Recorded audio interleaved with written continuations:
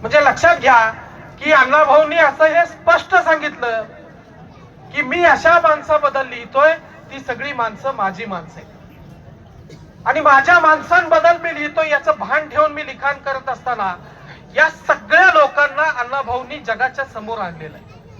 म्हणजे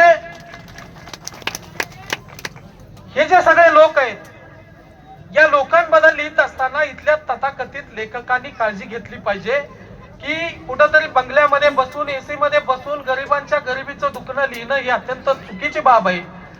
आणि म्हणून अण्णाभाऊंनी स्वतः स्पष्ट केलंय की मी उपासमारीच्या वेदनेतून लेखक झालोय. मी उपासमारीच्या वेदनेतून लेखक झालोय. उपेक्षितांच्या, श्रमिकांच्या, कष्टकऱ्यांच्या डोळ्यातलं अश्रू, त्यांच्या डोळ्यातलं पाणी ही माझ्या लेखणीची शाई आहे.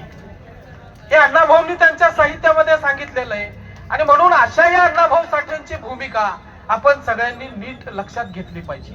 अण्णाभाऊंचा 1920 सालीचा जन्म. अण्णाभाऊ मुंबईला चालत गेले. अण्णाभाऊ मुंबईमध्ये वाढले, मुंबईमध्ये राहिले, पुन्हा रशियाला गेले. याच्या पलीकडचे अण्णाभाऊ आपल्या सगळ्यांना माहित पाहिजे. 1 ऑगस्ट ते 31 ऑगस्ट पर्यंत आपण अण्णाभाऊंच्या नावाचा गवगवा करतोय, अण्णाभाऊंचा जयघोष करत असतो, अण्णाभाऊंना प्रचंड मोठ्या स्वरूपाची मिरवणूक काढत असतो, अण्णाभाऊंना मोठ्या मोठ्या रथामध्ये घेऊन अण्णाभाऊंची जयंती साजरी करत असतो.